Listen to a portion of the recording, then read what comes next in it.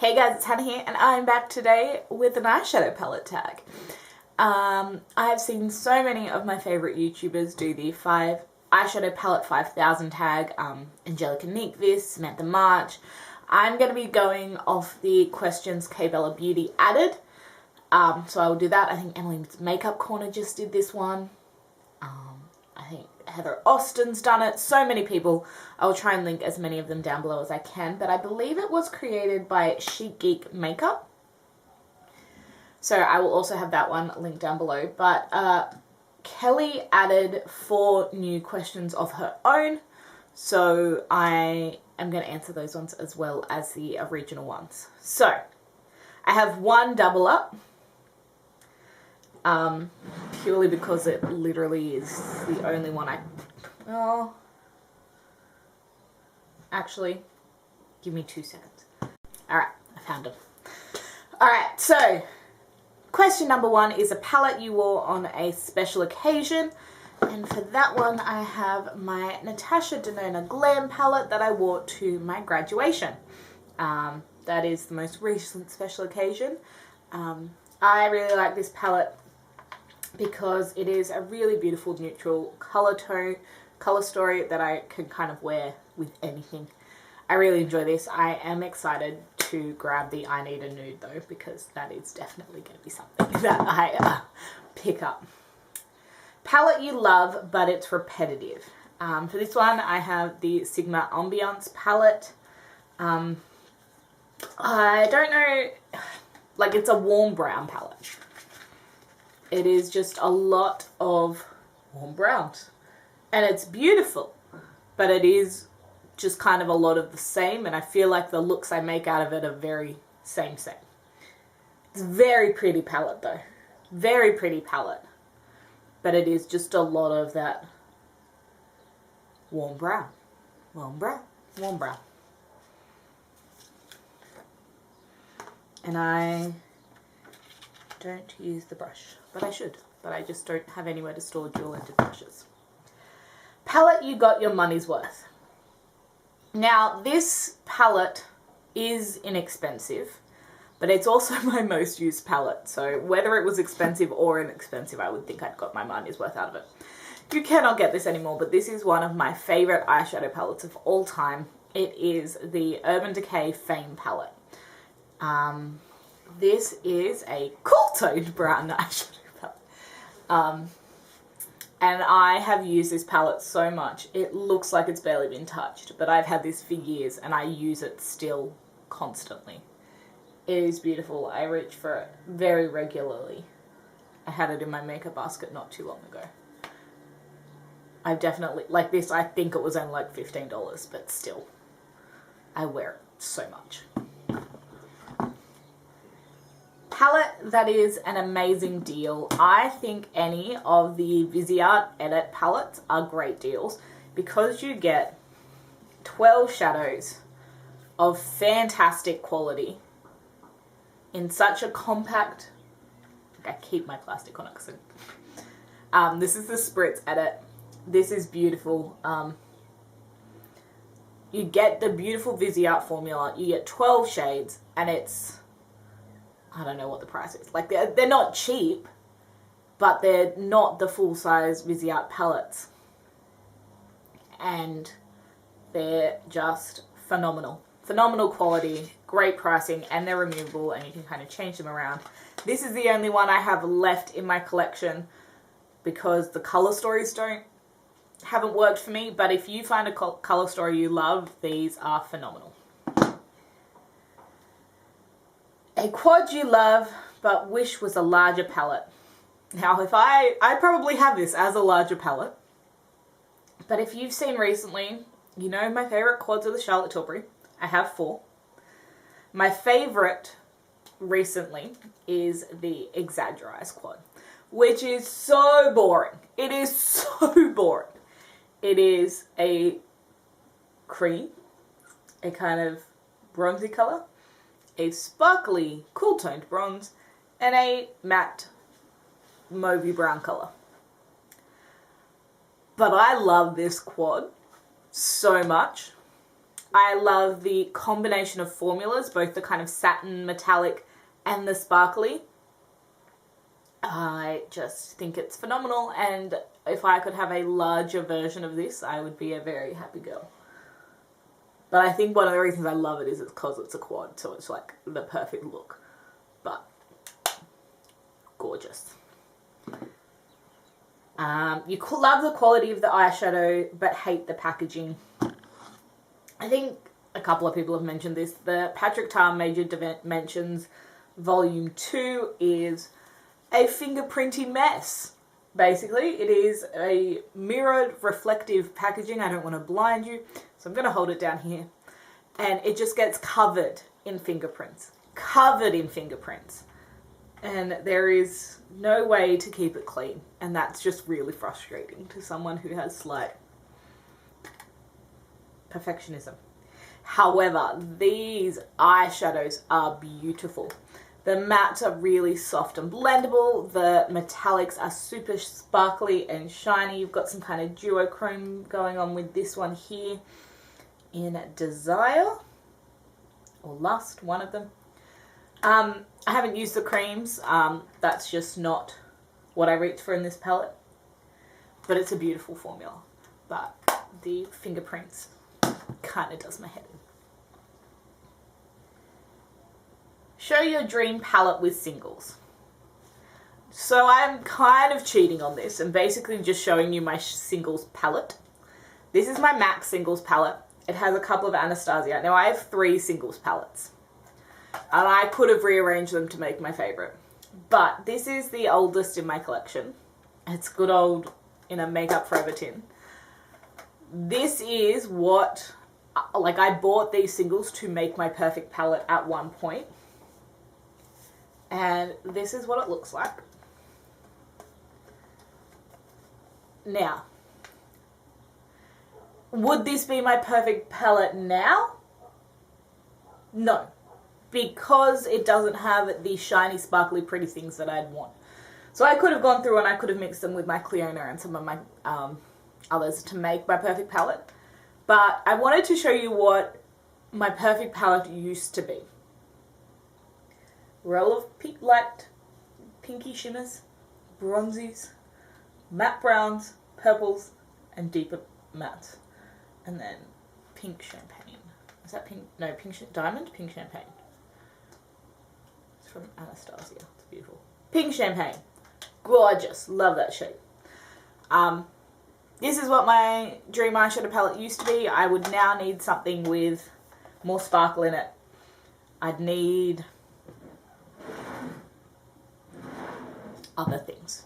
But this is my go-to singles palette, but I still actually reach into other things when I pull this out.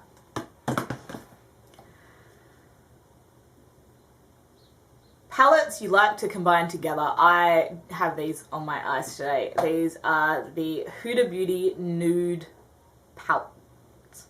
So I have light, medium, and deep. Rich, not deep, rich. I have light, medium, and rich. I mostly combine light and rich because they're my 2 favorites. Medium is the one that I basically keep for collector's sake because I need the whole thing. It is the one that looks the least touch out of all of them. Because I don't love orangey yellow tones. This one's too pink. I don't mind the mattes in this one, but the shimmers aren't really into it for me. So I reach into this one for the mattes. My favorite shimmer, if you can't tell, is this one here in the Rich palette. If I'm really lazy, I just do these 2. And that's really nice. Today I have on this one and this one from the Rich palette. And then from the Light palette, so you can see my Rich looks much more touched. I set my base with this one. I had this one in the crease, and then this one is what's on my lid and inner corner. So I kind of use these 3. But I definitely mix and match these a lot. Pulling kind of transition shades from the Light palette, or the mattes from the medium with that favorite shimmer from the Rich. They're the ones I definitely combine the most. They're the only palettes I reach to combine. And I purely only do it because they're from the same collection or I wouldn't bother. A large palette you wish was smaller. Coloured Rain, Queen of Hearts. Beautiful palette. But these eyeshadows are huge. And the size between the eyeshadows are huge. This could have been condensed, in my opinion, to like half the size. Like, give me this with this. And I would be very happy. It's just an awkward shape because it's so short and long. Like, it's so long. It is my longest palette. Besides my Pat McGrath. So, but that also is huge bulky packaging and they could make that smaller. But, yes, I think this could have been condensed into a smaller palette. But I still keep it around. It's not going anywhere. And the last of the original questions is an eyeshadow palette you wish had a matching face palette. I'm going really boring because I go really boring with my face palettes. I have 3, I think, and they're all very boring. But I would absolutely love a Glaminatrix Nearly Neutral palette, face palette, because I'd love to see their twist on neutral face tones, nearly neutral face tones. I love a neutral blush, neutral bronzer, neutral highlights. I'd love to see this twist of the sparkly and then that slightly different neutral in a blush. I think that would be really awesome. I think Glaminatrix would do it very well. I love that palette too. I love all these palettes. There's none of these I don't like. Alright, OG YouTube palette that you still have. These are now Kelly's 4 added questions. The most OG YouTube palette I think I have is my Anastasia Norvina. And this was like the 4th one in this set. I don't have my Modern Renaissance. I don't have my Soft Glam. I don't have my Too Faced. I don't have my Urban Decays. This is the oldest palette in my collection. Except for the next one I think I'm gonna talk about. And it is Anastasia. It is, yeah, the one that's stuck around. I really should have swapped these, I think. Because I think this one's even more... Okay, we're going to swap these. Because that's survived... So this one is going to be my palette that has survived declutters. I've decluttered all my other ABH palettes except this one. And looking at it, it's like the most out there one of them, which I think is why it survived. Because when I do want something a little bit different, this is here. Whereas my Modern Renaissance, I don't reach for the pinkies anymore. My Soft Glam I have a lot of, and I gave it to Erin, and she adores it. But this one, like, I still mostly reach for Dreamer, Summer and Dazzling, and Rose Gold. Like, that is what it is. And then blending with Incense and setting with base. But the pops of colour of Wild Child and Celestial and Soul and Love just make me hold on to this palette. I don't know why. It's the one that survived, but it has. And I think it will continue to survive. So going back to OGs, I think this is more OG. This is the Viseart Neutral Mattes palette. This has also survived declutters. Because I don't reach for it anywhere near as much as I used to. But this is very OG. Like, this is the OG Viseart palette that everyone spoke about was neutral mattes. And I just wish it was... I think it now comes in an edit. Which I'm like... Do I get the edit instead? Because this is very old. But I really don't reach for this much anymore. But I cannot see myself getting rid of it. Palette I regret buying. I didn't regret it when I bought it, but the longer I've had it, I have come to regret purchasing the Charlotte Tilbury Charlotte Darling palette.